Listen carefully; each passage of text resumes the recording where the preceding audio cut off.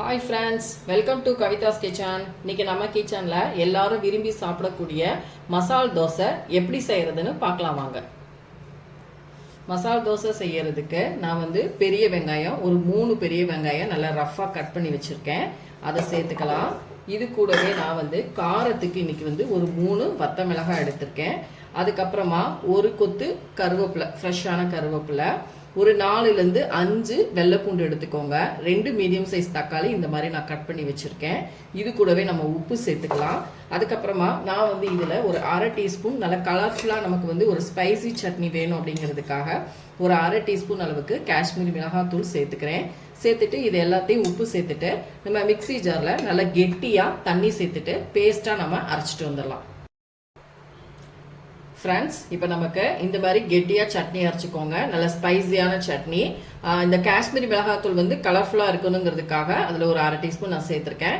இப்போ இங்கே அடுப்பில் பேன் வச்சுட்டு இதில் ஒரு 3 டீஸ்பூன் அளவுக்கு நான் ஆயில் சேர்த்துட்டேன். எண்ணெய் நல்லா காஞ்சிருச்சு. இப்போ இதில் நம்ம 1 டீஸ்பூன் அளவுக்கு கடுகு உளுந்தம் பருப்பு சேர்த்துக்கலாம். கூடவே ஒரு 1/4 டீஸ்பூன் அளவுக்கு நம்ம சீரகம் சேர்த்துக்கலாம். அதுக்கப்புறமா இதுலேயே நம்ம ஒரு 1 டீஸ்பூன் அளவுக்கு கடலைப்பருப்பு சேர்த்துட்டு நல்லா நம்ம வதக்கிக்கலாம். இப்போ இந்த கடுகு சீரகம் எல்லாமே நமக்கு நல்லா பொரிஞ்சு வரட்டும்.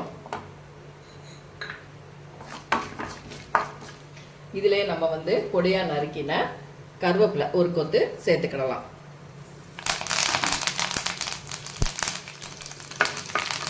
அதுக்கப்புறமா இஞ்சி இந்த அளவுக்கு நான் குட்டி குட்டியாக ஃபைனாக சாப்பிங் பண்ணியிருக்கேன். இது ஒரு 1 டீஸ்பூன் அளவுக்கு இருக்கும்.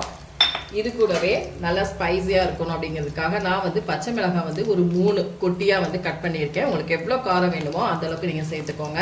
ஏன்னா நம்ம வேறு சில்லி பவுடர் எதுவுமே நம்ம இதில் ஆட் பண்ணக்கூடாது. ஸோ பச்சை மிளகாய் எவ்வளோ வேணுமோ நீங்கள் சேர்த்துக்கிடலாம். இப்போ இதிலே நம்ம மீடியம் சைஸ் பெரிய வெங்காயம் 3 எடுத்து இந்த மாதிரி ஃபைனாக சாப் பண்ணியிருக்கேன். அதை சேர்த்துட்டு நல்லா வதக்கிக்கோங்க.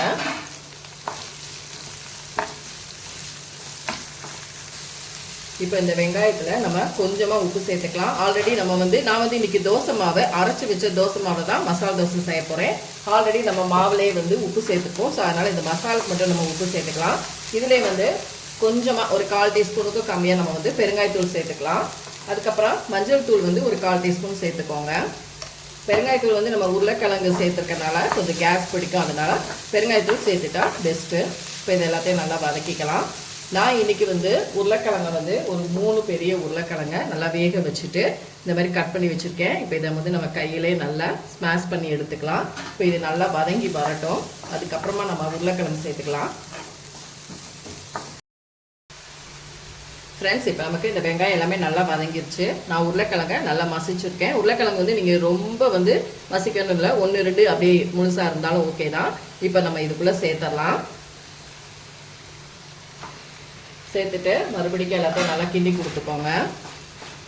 நல்லா நமக்கு கரண்டியில் நல்லா ஒட்டாத அளவுக்கு நல்லா வரணும். அப்போ தான் நமக்கு தோசையில் நம்ம ஸ்டஃபிங் பண்ணும்போது நல்லா பர்ஃபெக்டான ஒரு மசாலா தோசை நமக்கு கிடைக்கும். இப்போ உங்களுக்கு பார்க்கும் பொழுதே தெரியும் எல்லாமே நல்லா அதோட கோட் ஆயிடுச்சு. இப்போ நம்ம உருளைக்கிழங்கு சேர்த்துருக்கனால ஒரு 2 நிமிஷம் மட்டும் அப்படியே இது லோ ஃப்ளேம்லேயே இருக்கட்டும். அதுக்கப்புறமா நம்ம பார்க்கலாம். ஃப்ரெண்ட்ஸ், இப்போ நமக்கு ஒரு 2 நிமிஷம் ஆயிடுச்சு. பாருங்கள், நல்லா நமக்கு சூப்பராக நமக்கு மசாலா ரெடி ஆயிடுச்சு. இப்போ நான் ஸ்டவ் ஆஃப் பண்ணிவிட்டு பொடியாக நறுக்கி வச்சுருக்கோம் பாருங்கள் மல்லி இலை, அதை சேர்த்துக்கலாம். இப்போ நமக்கு உருளைக்கிழங்கு மசால் ப்ரிப்பேர் ஆயிடுச்சு. அதே போல் ஒரு ஸ்பைசியான ரெட் சட்னி ரெடியாக இருக்குது. இப்போ நம்ம தோசை ஊற்றிட்டு இதெல்லாம் ஸ்டஃபிங் பண்ண ஆரம்பிச்சிடலாம்.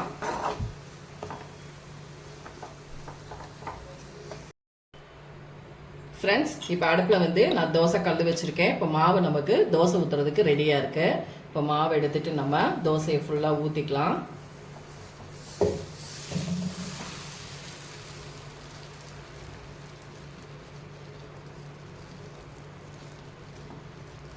ஊற்றிட்டு ஃபஸ்ட்டு நம்ம இதில் ஃபுல்லாக ஆயில் அப்படியே ஊற்றிக்கலாம். அந்த ஓட்டையாக தெரியுது பாருங்கள், அந்த இடங்களெல்லாம் ஃபுல்லாக நீங்கள் ஆயில் சேர்த்துக்கோங்க. நீங்கள் எண்ணெய்க்கு பதிலாக நெய் கூட சேர்த்துக்கலாம், அதுவும் நல்லாயிருக்கும்.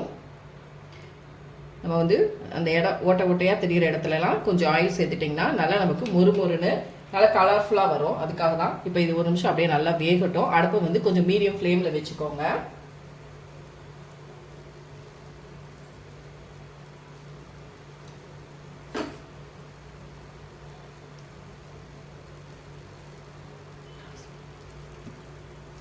ஃப்ரெண்ட்ஸ், ஓரளவுக்கு நமக்கு அங்கெல்லாம் நல்லா வெந்திருக்கு. இப்போ நம்ம ரெடியாக எடுத்து வச்சுருக்கேன் அந்த ஸ்பைசியான ரெட் சட்னியை நல்லா ஈவனாக நீங்கள் வந்து ஸ்ப்ரெட் பண்ணிக்கோங்க. நல்லா இருக்கும். வீட்லேயே நம்ம ஹோட்டல் ஸ்டைலில் இந்த மாதிரி மசாலா தோசை செஞ்சு கொடுத்தா குழந்தைங்கள்லேருந்து பெரியவங்க வரைக்கும் எல்லாருமே நல்லா விரும்பி சாப்பிடுவாங்க. சட்னி வந்து நல்லா ஃபுல்லாக நீங்கள் வந்து அப்ளை பண்ணிக்கோங்க, நல்லா ஸ்ப்ரெட் பண்ணிக்கோங்க.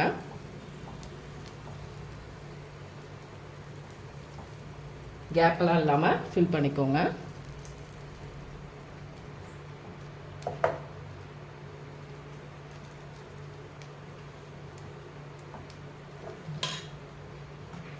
இப்போ இதுக்கு மேலே இன்னும் கொஞ்சமாக நான் ஆயில் சேர்த்துக்கிறேன். இப்போ அடுப்பை கொஞ்சம் நீங்கள் ஏற்றி விட்டுக்கோங்க. இப்போ இந்த சட்னி எல்லாமே நமக்கு நல்லா ஃபுல்லாக மாவோட கோட் ஆகணும்.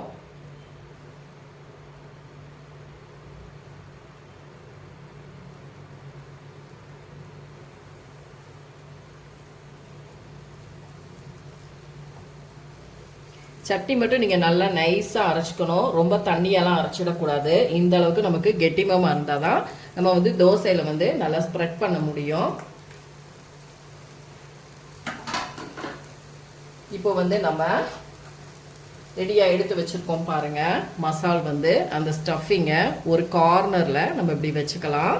அடுப்பை வந்து ஃப்ரெண்ட்ஸ் நல்லா மீடியம் ஃப்ளேம்லேயே வச்சுருங்க. இப்போ இதை வந்து நம்ம இந்த கார்னரில் இப்படி வச்சுக்கணும்.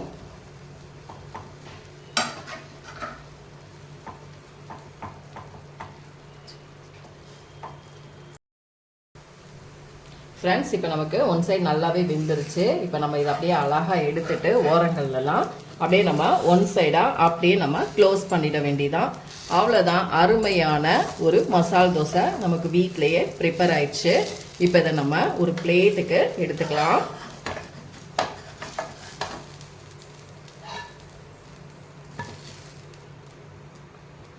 அவ்வளோதான் ஃப்ரெண்ட்ஸ், நல்லா ஜம்முன்னு நமக்கு மசால் தோசை ரெடி ஆயிடுச்சு.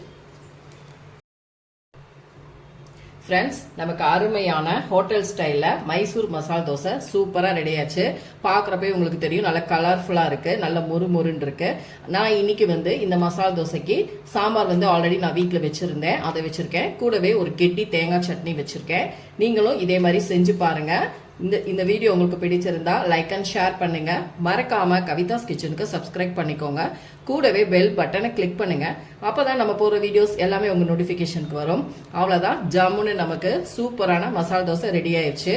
கண்டிப்பா ட்ரை பண்ணி பார்த்துட்டு எனக்கு கமெண்ட்ஸ்ல சொல்லுங்க ஃப்ரெண்ட்ஸ். அடுத்த வீடியோல உங்களை சந்திக்கிறேன். தேங்க்யூ.